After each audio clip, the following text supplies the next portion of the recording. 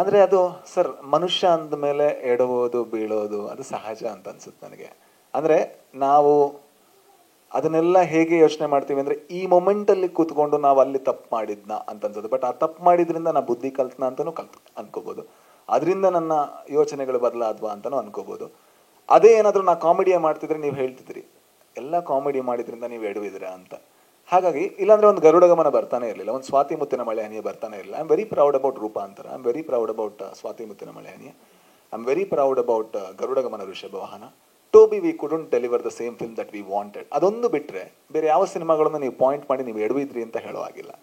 ಹಾಗಾಗಿ I think ಒಂದು cinema ಎಡವಬೇಕಾದ್ರೆ ನೀವು ನಮ್ಗೆ ಕ್ಷಮೆನೂ ಕೊಡಬೇಕು ಅಂತ ನಾನು ಅನ್ಕೋತೀನಿ. ಇಲ್ಲ ಸರ್, ನಾವಂದರೆ ಯಾವತ್ತೂ ಕೂಡ ಒಂದು ಜಾನರನ್ನು ನಾವು ಅದು ಅದು ಅದು ಹಾಗಲ್ಲ ಅಂತ ಅನ್ಸುತ್ತೆ. ಅಂದರೆ ಒಂದು ಸಿನಿಮಾ ಗೆದ್ದ ತಕ್ಷಣ ನೆಕ್ಸ್ಟ್ ಮತ್ತೆ ಕಾಮಿಡಿ ಅನೌನ್ಸ್ ಮಾಡೋದು ಅದು ನನಗೆ ವರ್ಕ್ ಆಗಲ್ಲ. ಅದು ನಮಗೆ ಖುಷಿ ಕೊಡಲ್ಲ. ದುಡ್ಡಿನಿಂದ ಹೋದಾಗುತ್ತೆ. ಯಾವ್ದು ವರ್ಕ್ ಆಗುತ್ತೆ ಅದಕ್ಕಿಂತ ನಾವು ಬಂದಿದ್ದೇ ಸರ್ ನಿಜವಾಗಿ ಅನ್ಕೋಬೇಕಾದ್ರೆ ನಾವೆಲ್ಲ ಕೂಡ ಹೆಚ್ಚಿನವರು ಇಲ್ಲಿ ಭಾಗ್ಯವಂತರು ಅಂತ ನಾವು ನಮ್ಮನ್ನು ಅನ್ಕೋತೀವಿ, ಕನ್ಸಿಡರ್ ಮಾಡ್ತೀವಿ.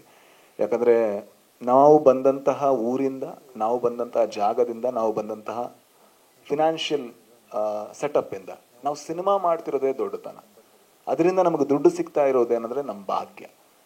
ಅದರಿಂದಾಗಿ ನಾವು ಒಂದು ಸಕ್ಸಸ್ ಆದರೆ ಮತ್ತೆ ಅದರ ಹಿಂದೆ ಮತ್ತೊಂದು ಅದೇ ರೀತಿ ಮಾಡುವಂಥ ಪರಿಪಾಠ ಇದ್ದರೆ ಗರುಡ ಗಮನ ಆದ್ಮೇಲೆ ನಾವು ಮತ್ತೆ ಗ್ಯಾಂಗ್ಸ್ಟರ್ ಸಿನಿಮಾನೇ ಮಾಡಬೇಕಿತ್ತು. ಸ್ವಾತಿ ಮುತ್ತಿನ ಮಳೆನೇ ಅಗತ್ಯನೇ ಇರಲಿಲ್ಲ.